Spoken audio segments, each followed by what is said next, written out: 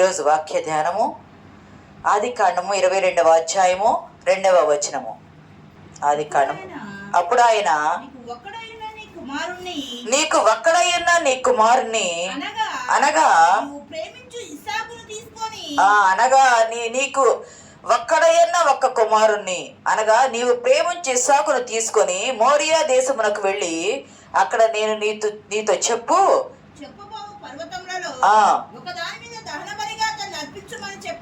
దేవునికి స్తోత్రం. ప్రియ సంగమా, ఈరోజు మన అంశం ఏమిటంటే మోరియా నుండి గొల్గొత్తా వరకు, మోరియా పర్వతం నుండి గొల్గొత్తా పర్వతం వరకు ఇక్కడ అంశము.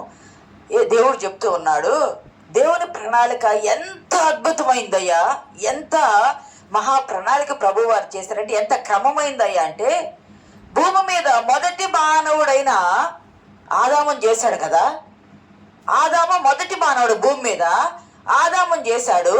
ఆ ఆదాము ఏం చేశాడంటే దేవుని ఆజ్ఞ, దేవుని నిబంధన, దేవుని ప్రణాళికను తప్పించి వేశాడు అపవాది మాట విని. దేవుడు ఒక ప్రణాళిక, ఒక క్రమం వేసుకున్నాడు. ఆ క్రమాన్ని ఆదాము తప్పించి వేశాడు. తప్పించి వేసినప్పుడు ఆదాము ఆజ్ఞ వలన తప్పిపోవటం వల్ల, ఆజ్ఞ తప్పిపోవటం వల్ల లోకానికి ఏమొచ్చింది అంటే పాపం వచ్చింది, లోకానికి ఉగ్రత వచ్చింది, శాపంగా వచ్చింది. అయితే దాన్ని పోగొట్టడానికి హోషేయ గ్రంథంలో 6:6 ఒక మాట అంటాడు, ఆదాము నిబంధనను అతిక్రమించాడని. 6:6 చివరిలో ఒక మాట ఉంటుంది. హోషేయ గ్రంథం 6వ అధ్యాయము 6:6.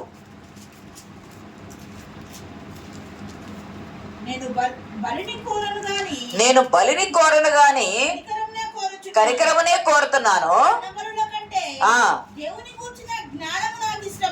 బలుల కంటే నేను బలిని కోరను, కనికరమును కోరుతున్నా. బలి కంటే ఆజ్ఞ ఆలకించటము, దేవుని కూర్చున్న జ్ఞానము లేదా ఆజ్ఞ ఆలకించడం శ్రేష్టము. ఆదాము నిబంధన మీరినట్లు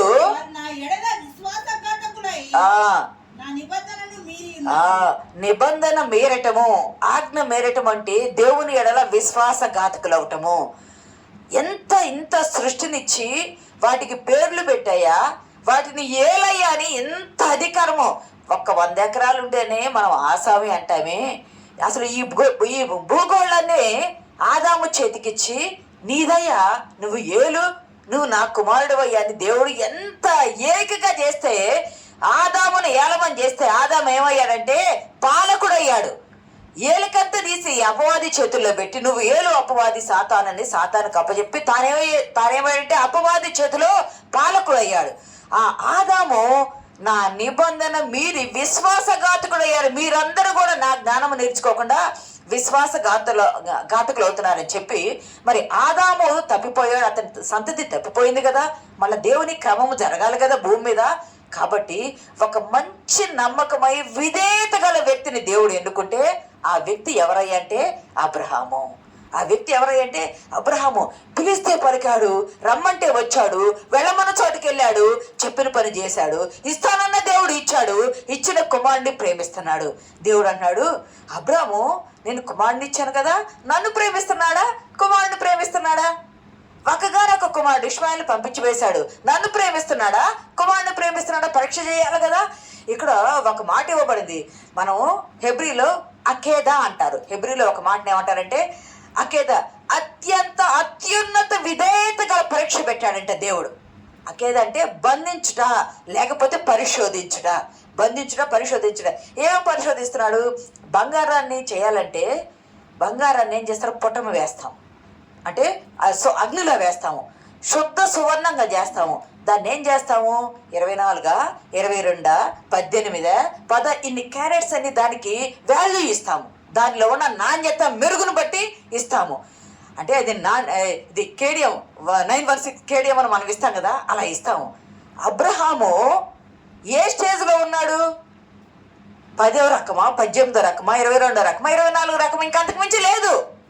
అంటే అబ్రహామును ఏం చేస్తున్నాడు? దేవుడు వస్తువును పరీక్షించే రీతిగా అకేదా పరిశోధిస్తున్నాడు, నాణ్యతను రూపిస్తున్నాడు. ఎలా రూపిస్తున్నాడు? అబ్రహమా, నీకు ఒక్కగానొక కొడుకు కదా, ఆ కొడుకుని తీసుకో, నేను మోరియా దేశానికి వెళ్ళు, నేను చూపించు పర్వతాల్లో ఒక పర్వతం మీద నీ కుమారుడు నాకు దహన బలి. ఆ పర్వతం మీద అంటే దేవుని మాటకు చిత్తం ప్రభు అన్నాడు. తెల్లవారే లేచాడన్నాడు. తెల్లవారే అంటే సూర్యోదయం కాకముందే లేచాడు. పని వాళ్ళని లేపాడు, గాలికి గంత కట్టాడు, కట్టెలు చీల్చాడని ఉంది. అంటే తానే చేశాడు ఆ పని. దహన బలికి కట్టెలు చీల్చాడుంది. కట్టెలు చీల్చాడు, కుమారుని తీసుకున్నాడు, వెళ్ళాడు. పని వాళ్ళని ఎక్కడ పెట్టాడు? మోరియా దేశానికి వెళ్ళాడు. 2 రోజులు ప్రయాణం చేశారు. 3వ దినము అక్కడ మోరియా దేశం అంటే యెరూషలేమునకు వెళ్ళాడు.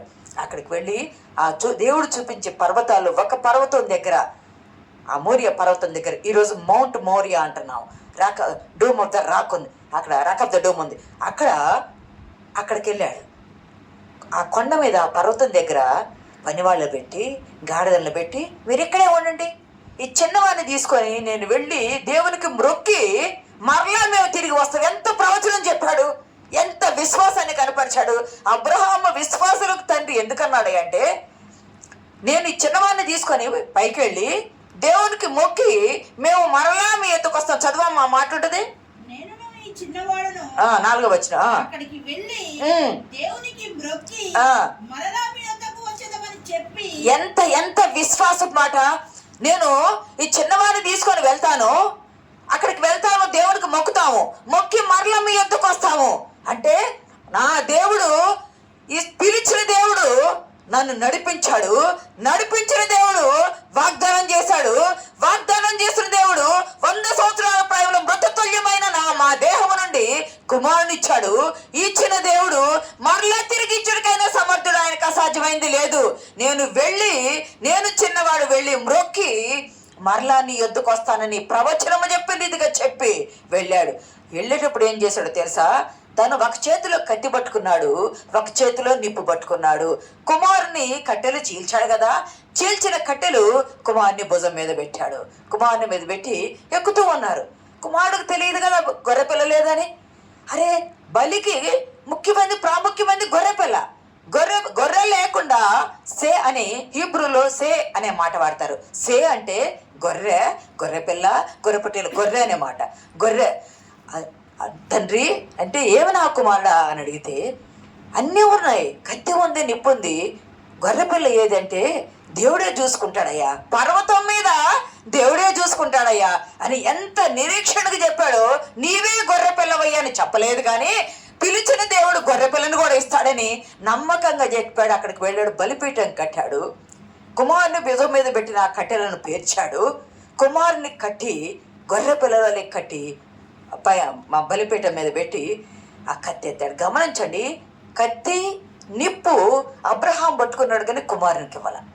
కట్టెలు నేను మోస్తానని మోయొచ్చు, కుమారునికి ఇవ్వాల. ఎందుకంటే వాటి ద్వారా ఏ గాయమో కుమారునికి కాకూడదు. కుమారుని సంరక్షణ ప్రేమతో పర్వతం ఎక్కుతుంది. ఎండు కట్టెలు ఉండొచ్చు, ఏదైనా ఉండొచ్చు, ఏమైనా అగ్ని తగులుకొని తగలబడచ్చు, లేదా కత్తి గీరుకొని ఏదైనా గాయం కావచ్చు, గాయం కాకూడదు. కుమారుని ప్రేమ సంరక్షణతో జాగ్రత్త తెచ్చాడు. ఎందుకంటే గొర్రెపిల్ల దేవుడు చూసుకుంటాడు కదా, వీటి ద్వారా గాయం కాకుండా ఉండాలి నా కుమారుడికి. ఎంత నిరీక్షణ! అబ్రహాము విశ్వాసులకు తండ్రి ఎందుకయ్యాడయ్య అంటే, లేని దాని నుండి సృష్టిని చేసిన దేవుడు లేనిది ఇవ్వగలిగిన దేవుడు అని నమ్మాడు. నాకు లేదు కుమారుడు ఇస్తాడని, కానీ దేవుడు ఇచ్చాడు. నాకు పుడతాడని లేదు, కానీ దేవుడు సృష్టించాడు. దేవునికి అసాధ్యమైంది లేదని నమ్మాడు, విధేయత చూపించాడు. అక్కడికి వెళ్ళి గమనించండి, కత్తి కూడా ఎత్తాడు. పరలోకము నుండి దూత అబ్రహాము అని కేకవేసింది కదా. అంటే అబ్రహాము ఎత్తిన కత్తిని దూత అబ్రహాము చేతిని పట్టుకుంది. ఆ చిన్నవాడిని ఏమి చేయకు, ఈ మాట వల్ల నీవు నాకు విధేయత చూపిన వాడవయ్యావని నీ విశ్వాసం తెలుస్తుందంటే. ఇక్కడ గమనిస్తే దేవుడు ఎందుకు అబ్రహామును అలాగే ఇవ్వమన్నాడు? ఎందుకు అబ్రహామును అలాగే ఇవ్వమన్నాడు అంటే, అబ్రహాము ఉండే ప్రాంతము కనానీయులు, అమోరీయులు ఉండే ప్రాంతము. అక్కడ ప్రజలు ఏం చేస్తారంటే, వాళ్ళ దేవుళ్ళ ఎడల భలే మూఢభక్తి కలిగి ఉంటారు. ఎంత మూఢభక్తి కలిగి ఉంటారు అంటే, వాళ్ళ కడుపును పుట్టిన కన్న పిల్లలను వాళ్ళ దేవతలకు ఆహారంగా అంటే బలిగా ఇచ్చే సాంప్రదాయం ఉంది. బలిగా ఇస్తారు, బలి ఇచ్చి రక్త తర్పణం చేస్తారు. దేవుడు మరి ఆ ప్రాంతంలో ఉన్నాడు కదా అబ్రహాము. ఆ ప్రాంతంలో ఉండేటప్పుడు కూడా వాళ్ళ విశ్వాసాలు ఎంత, వాళ్ళ దేవుని ఎడల, నిజమైన దేవుని గారి వాడి ఎడల అంత విశ్వాసం వాళ్ళు కనపరుస్తున్నారు కదా. నిజ దేవుణ్ణి నేను, నీ విశ్వాసం ఎంత కనపరుస్తావు? నీవు వాళ్ళలాగా వాళ్ళు హత్తుకున్నారు కదా, అలాగే నీవు దేవుణ్ణి హత్తుకుంటావా? లేదా ఒక్క మారిని నువ్వు ప్రేమిస్తావా అని తనలో ఉన్న విశ్వాసాన్ని నాణ్యతను పరీక్షించడానికి, పరిశోధించడానికి అడిగితే వాళ్ళకంటే ఎక్కువగా నేను ఇస్తానని ముందుకొచ్చాడు. కానీ మన దేవుడు ఏమంటాడు? నేను బలిని కోరు దేవుడిని కాను, బలిని కోరు దేవుడిని కాను. మీరు నా జ్ఞానం తెలుసుకోట అంటే దేవుడు బలి కోరే దేవుడు కాదు, వాళ్ళ ఆచార సంప్రదాయాలు కోరే దేవుడు కాదు. కానీ వాళ్ళ ఆచారాలు నీలో ఉన్నాయో లేదో బయట పెట్టడానికి చేశాడు, కానీ నీలో విశ్వాసాన్ని కనపరచడానికి చేశాడు. ఆయన అక్కడికి వెళ్ళి సిద్ధపడిపోయాడు. హృదయం ఎంత ధైర్యపరుచుకున్నాడంటే, నా దేవుడు ఏమి చేయటికైనా సమర్థుడు, నా దేవుడు ఏమి చేయటికి సమర్థుడు అని చెప్పి 3 దినాలు గమనించండి. 3వ దినం అక్కడికి వెళ్ళాడే. అబ్రహాము ఎంత విశ్వాసం కనపరిచాడయ్య అంటే, చెప్పగానే తెల్లవారే లేచి కట్టెలు చీల్చాడని ఉంది కదా, కట్టెలు చీల్చి కుమారుని తీసుకొని పోయాడు. అంటే దేవుడు చెప్పిన ఆజ్ఞకు, దేవుడు చెప్పిన మాటకు విధేయత కనబరిచాడు. యోనాను చూసుకుంటే చూడవసరం లేదు, కానీ యోనా నీవు నిన్నవేకి వెళ్ళు అన్నాడు కదా దేవుడు. యెహోవా సన్నిధి నుండి ఆ మాట విని యెహోవా సన్నిధి నుండి పారిపోతున్నా అని చెప్పి తర్షీషుకు వెళ్ళిపోయాడు. ఎంత తేడా ఉంది యోనాకి అబ్రహాంకి. అబ్రహాము వెళ్ళయ్యా నీ కుమారుని ఇయ్యయ్యా అంటేనేమో కుమారుని ఇవ్వటానికి కూడా వెనకాడకుండా కట్టెలు చీల్చి కట్టెలు కుమారుని మీద మోపి వెళితే, నువ్వు వెళ్ళయ్యా యోనా అంటే యోనానేమో పారిపోయాడు.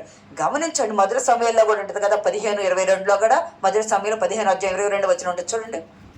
ఇక్కడ గమనించినట్లయితే మొదటి సమయాల గ్రంథం 15:22లో, నువ్వు బలి అర్పించట కంటే సౌలు, నువ్వు బలి అర్పించట కంటే, దేవుడు చెప్తాడు సమయాలతో, సౌలు బలి ఇచ్చాడు కదా, బలి అర్పించట కంటే మాట వినుట శ్రేష్టము.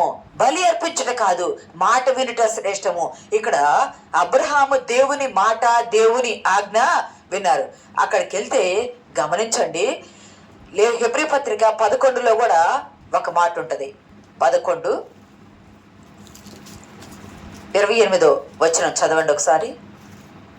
తొలిచూలు పిల్లలను నాశనము చేయవాడు ఇశ్రాయేలును ముట్టకుండా నిమిత్తము అతడు విశ్వాసమును బట్టి పస్కాను రక్త ప్రోక్షణ ఆచారమును ఆచరించెను. 18వ వచనం చదవమ్మా.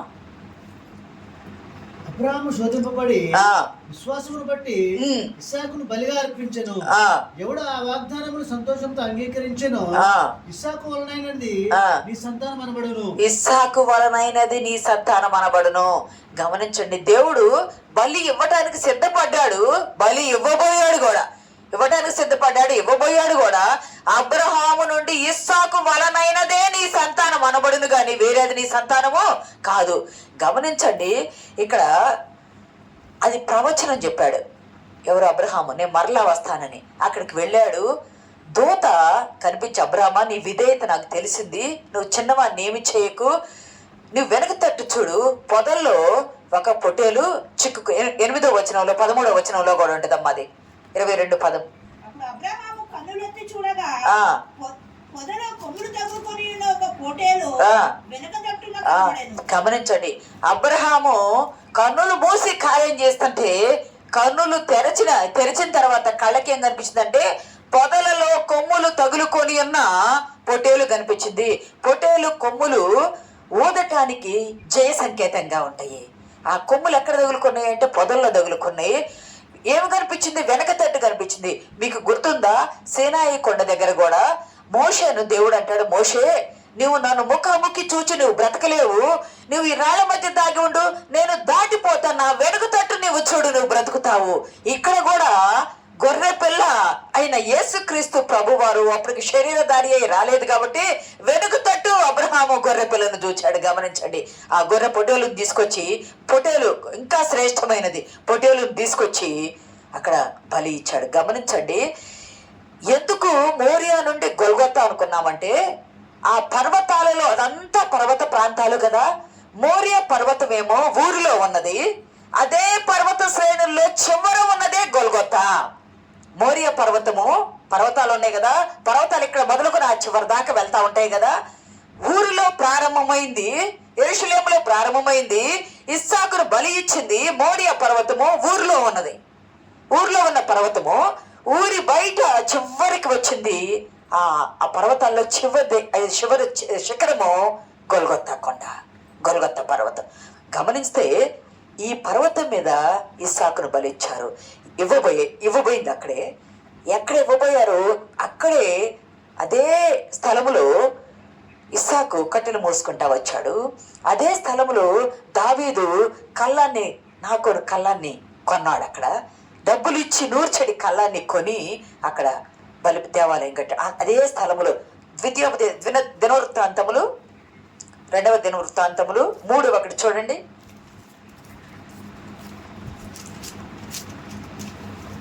తరువాత సొలొమోను యెరూషలేములో తన తండ్రి అయిన దావీదునకు యెహోవా ప్రత్యక్షమైనప్పుడు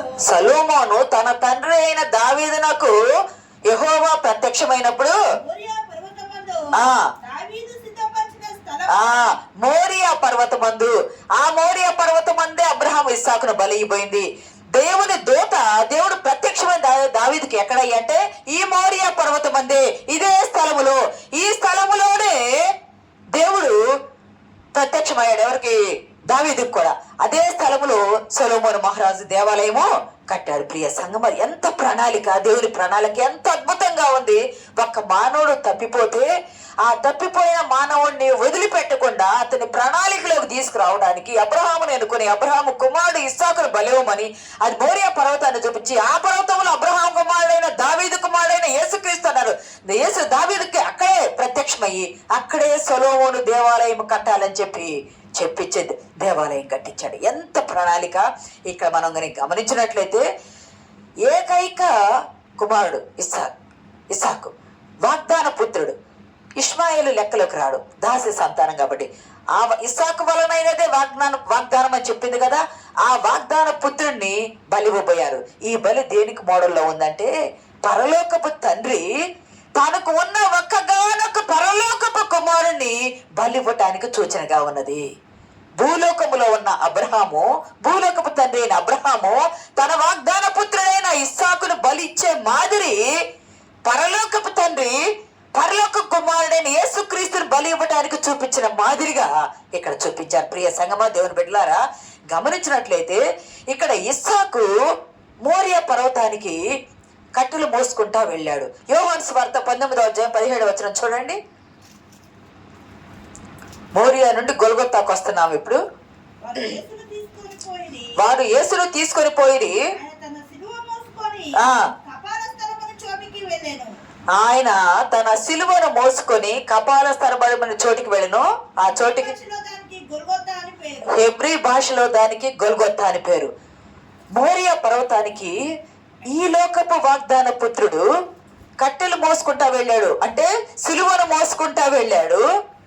పరలోకపు కుమారుడు, దేవుని కుమారుడు గొల్గొతా మీదకి తన సిలువను మోసుకుంటూ వెళ్ళాడు. ప్రియ సంగమ, అక్కడ కట్టెల మోయిట ఇక్కడ సిలువను మోయిటకు సాదృశ్యంగా ఉంది. అక్కడ ఇస్సాకు, ఇక్కడ పరలోకపు దేవుడైన యేసుక్రీస్తు ప్రభువారు. అక్కడ అబ్రహాము, ఇక్కడ పరలోకపు తండ్రి అయిన యెహోవా. ఎంత మాదిరిని చూపిస్తున్నాడు!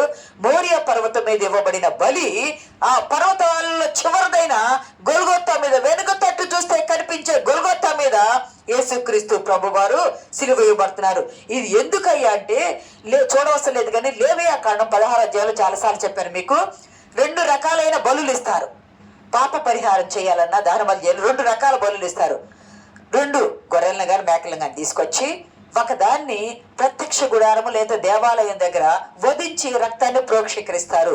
ఒక రకమైన బలి. అది ఎక్కడిస్తారు? దేవాలయం దగ్గర ఇస్తారు. 2వ బలి ఎక్కడిస్తారు? ఊరికి వెలుపట ఇస్తారు. ఊరికి వెలుపట, శిబిరం వెలుపట. ఎబ్రీ 13:12 ఉంది కదా, శిబిరము వెలుపట యేసుక్రీస్తు శిలువ మరణం పొందిన ఉంది కదా. గమనించండి, ప్రభువారు పుట్టడానికి 2000 సంవత్సరాల కంటే ముందే ఇస్సాకునకు బదులుగా అక్కడ గొర్రె పొట్టేలు, బలికి ఇచ్చే గొర్రె పొట్టేలు వాడతారు. ఆ గొర్రె పొట్టేలే అసలు ఇంత కూడా తప్పిపోవాలి. ఇంత కూడా లేవియా కాండము 16వ అధ్యాయం చదవండి, మొదటి వచనం చదవండి. అహరోను 2 కుమారులు యెహోవా సన్నిధికి సమీపించి చనిపోయిన తరువాత యెహోవా మోషేతో మాట్లాడి ఇట్లా నేను కరుణాపీఠము మీద మేఘంలో కనబడుదును కనుక నీ సహోదరుడైన అహరోను చావకుండునట్లు అతడు మందసము మీద కరుణాపీఠం ఎదుటనున్న అడ్డతెర లోపలికి ఎల్లప్పుడూ రాకూడదని మూడో వచనం అతడు పాప పరిహారార్థ బలిగా ఒక కోడెదూడను దహన బలిగా ఒక పొటేలును తీసుకొని దహన బలిగా పొటేలును ఇస్సాకునకు దహన బలిగా పొటేలును. ప్రియ సంగమా దేవుని బిడ్డలారా, ఇక్కడ గమనిస్తే 2 రకాల బలులు అనుకున్నాం. జాగ్రత్తగా విందాం. మొదటి బలి ప్రత్యక్ష గుడారం లేదా దేవాలయం దగ్గర ఇవ్వాల. 2000 సంవత్సరాల క్రిందట ఇస్సాకుకు బదులుగా ఒక గొర్రె పిల్ల ఆ మోరియా పర్వతం మీద వధించబడింది. మరి 2వ గొర్రె పిల్లని ఇవ్వాలి కదా. 2వ గొర్రె పిల్లని ఎవరు ఇవ్వాలా అంటే ఊరి వెలుపట ఇవ్వాలా. ఆ ఊరి వెలుపట 2వ గొర్రె పిల్ల వలె లోక పాపమును మోసుకొని పోవు దేవుని గొర్రె పిల్ల వలె పస్కా గొర్రె పిల్ల వలె ఊరి వెలుపట ఆయన శిబిరము వెలుపట యేసుక్రీస్తు ప్రభువారు ఎక్కడ ధర్మశాస్త్రం తప్పిపోలా. అంటే ఒక గొర్రె పిల్ల ముందే బలిగా అర్పించబడింది, 2వ గొర్రె పిల్ల ఊరికి వెలుపట బలిగా అర్పించబడింది. అంత పాప పరిహారార్థ బలి జరిగింది. అంటే ఊరి వెలుపట ఎందుకయ్యా జరిగింది అంటే పాత నిబంధన ముగిసిపోయింది, నూతన నిబంధన ప్రారంభమైంది. ఆ బలి ఇచ్చేది ఇశ్రాయేలీల వరకే కదా, ఇశ్రాయేలీల కుటుంబం వరకే కదా. కానీ ఊరి వెలుపట యేసుక్రీస్తు ప్రభు వారు మరణించినప్పుడు దేవాలయపు తెర నడిమికి పైనుండి క్రింది వరకు చినిగింది. అంటే నువ్వు అవతలే ఉండాలా, అది పరిశుద్ధ స్థలము, అతి పరిశుద్ధ స్థలము, నువ్వు రావడానికి వీల్లేదని రూల్స్ పెట్టారు. కానీ అదంతా రూల్ బ్రేక్ చేశాడు దేవుడు. ఏం చేశాడంటే దేవాలయపు తెర చినిగి అన్ని సమానమే, అందరూ సమానమే, పాపము పరిశుద్ధులు సమానమే, పాపలు ఒప్పుకొని దేవుని దగ్గరకు వస్తే దేవుని పిల్లలతో సమానమే. పాపలను రక్షించడానికే కదా నేను వచ్చింది, నువ్వు వేరు చేయడానికి లేదని చెప్పి శిబిరము వెలుపట అంటే సర్వమానవాళి కొరకు పాప పరిహారముగా రక్త ప్రోక్షణ రక్త తర్పణము చేయటం జరిగింది. ప్రియ సంగమా దేవుని బిడ్డలారా, ఇక్కడే గొల్గొతా దగ్గరే ఎందుకు ఇది చేశారయ్య అంటే ఇంతకు ముందు చెప్పాను మీకు, అది ఆదాము పుర్రె అని చెప్పాను. అంటే సహజంగా పండితుల అభిప్రాయం ప్రకారం చాలా మంది అతనేషియస్ కానీ ఇగ్నేషియస్ కానీ చాలా మంది జెరోమ్ అనే పండితుల అభిప్రాయాల ప్రకారం కానీ ఆదాము ఎముకలను పూడ్చిపెట్టలేదు, అది నోవాహు షేముకి ఇచ్చాడని ఆయన కొడుక్కి. షేము తర్వాత ఇంక మెల్కీసెదెక్ కానీ అతను అబ్రహాంకి అట్లా ఇచ్చారని కానీ ఒక రూల్ అనేది ఉంది. అది ఎక్కడ కూర్చోబెట్టారు అంటే ఊరికి దూరంగా ఉండే గొల్గొతా దగ్గర. అది రోమన్లు చంపే శవాల కుప్పగా ఉండదు గొల్గొతా అంటే, శవాల దెబ్బ ఒక మాట చెప్పాలంటే. అక్కడ ఆదాము ఎముకలను పూడ్చిపెట్టారు.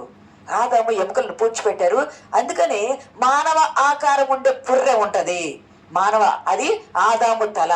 అంటే పాత నిబంధనలు ఏం చేస్తారు, పాపము చేసిన వాళ్ళ మీద రక్తాన్ని ప్రోక్షకరిస్తారు కదా.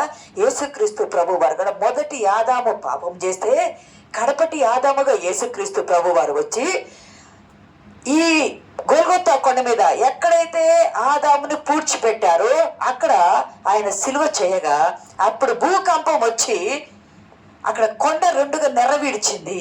అంటే బండలు బ్రద్దలాయిని అన్నారు కదా. భూకంపం వచ్చినప్పుడు సిలువ వేయబడిన స్థలములో నుండి కొండ కొంచెం చీలకొచ్చింది. ఆ చీలకలో నుండి ఆదాము పుర్రె రక్తముతో తడిచింది. ఆదాము పుర్రె అంటే లేఖన నెరవేర్పు జరిగింది. ఎక్కడ కూడా తప్పిపోలా. రక్త ప్రోక్షణ చేయండి పాప క్షమాపణ లేదు. ఆదాము పుర్రె తడబందే, ఆదాము మీద రక్త ప్రోక్షణ జరగందే పాప క్షమాపణ లేదు. కాబట్టి అందుకే అది ఆదాము పుర్రెని పండితులు అందరూ అభిప్రాయం తెలియజేశారు. ప్రియ సంగమ దేవుని బిడ్డలారా, అక్కడ ఆదాము తప్పిపోయాడు, అవిధేయత చూపించాడు. కానీ అబ్రహామును ఎన్నుకుంటే అబ్రహాము విధేయత చూపించాడు. అబ్రహాము కుమారుడైన యేసుక్రీస్తు ప్రభు వారు కూడా తండ్రికి విధేయత చూపించి నీ చిత్తమేనయ్యా అని తన తండ్రి చిత్తాన్ని నెరవేర్చాడు. ఆదాము మాట వినకపోవటం వల్ల ఏమొచ్చిందంటే మరణం వచ్చింది. అబ్రహాము మాట వినటం వల్ల తన కుమారుడు బ్రతికి గొర్రెపిట్టలు బలి అయింది. కానీ తండ్రి చిత్తం నెరవేర్చడానికి యేసుక్రీస్తు ప్రభు వారు కూడా ఆ మరణానికి ఇక్కడ మరణము సాదృశ్యంగా ఇవ్వటమైంది. అక్కడ శిక్ష వచ్చింది ఆదాముకి, ఆ శిక్షకు బదులు గొర్రె పొట్టేలు అబ్రహాము దగ్గర బలైంది. యేసుక్రీస్తు వారి దగ్గర ప్రాయశ్చిత్తం జరిగింది. అక్కడ తెలుగునిచ్చే చెట్టుని పండు తింటానా, ఆ పండు తింటే వల్ల ఏమొచ్చింది, మరణం వచ్చింది. ఆ మరణానికి బదులు యేసుక్రీస్తు ప్రభు వారు సిలువనెక్కి జీవ వృక్షాన్ని ఇచ్చారు మనకు. ప్రియ సంగమా, ఆదాము పుర్రెపై జరిగిన రక్త ప్రోక్షణే గొల్గొతా. అక్కడ మోరియాలో దేవుడు ఎన్నుకున్నాడు, గొల్గొతాలో పాప క్షమాపణ రక్త ప్రోక్షణ జరిగింది. గమనించండి, గొల్గొతా అని మనం అనుకుంటాం కానీ అది ఆ కల్వరి, ఆ గొల్గొతా మరణ శాసనం రాయబడిన కొండ. అదే కొండ దగ్గర జీవవృక్షం కూడా ప్రారంభమైంది. అదే కొండ మొదట పాపి మరణంపై రక్త ప్రోక్షణ జరిగింది. అంతేకాదు విమోచన కూడా జరిగింది. అక్కడ ఆ పాపాన్ని కప్పివేయటం జరిగింది.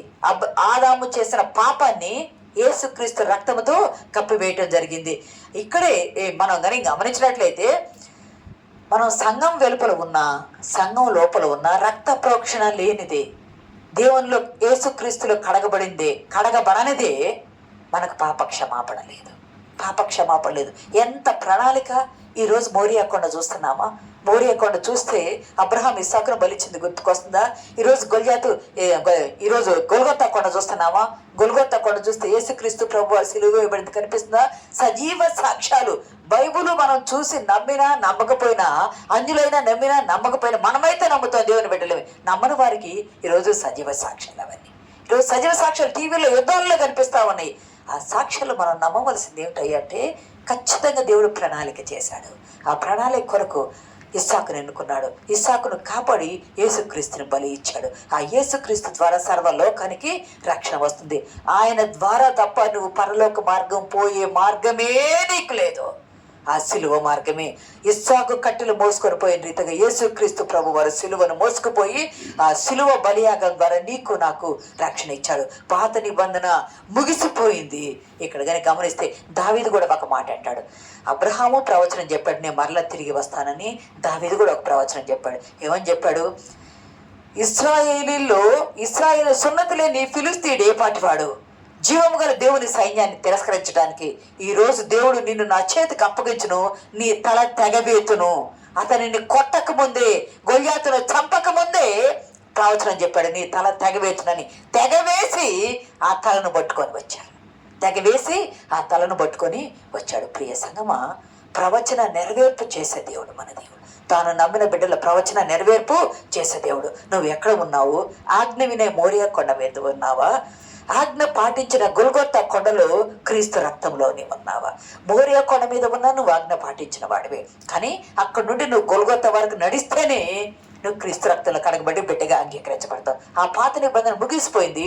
ఈ నూతన నిబంధన ప్రారంభమైంది. నూతన నిబంధన రక్తంతో, సిలువ రక్తంలో నీవు కట్టబడి ఆయన ఇస్తానన్న దేవుడు ఖచ్చితంగా వాగ్దానం చేశాడు. వాగ్దానం చేసిన దేవుడు నమ్మదగిన వాడు. నమ్మదగిన దేవుడు ఇస్తాడని నమ్మాడు.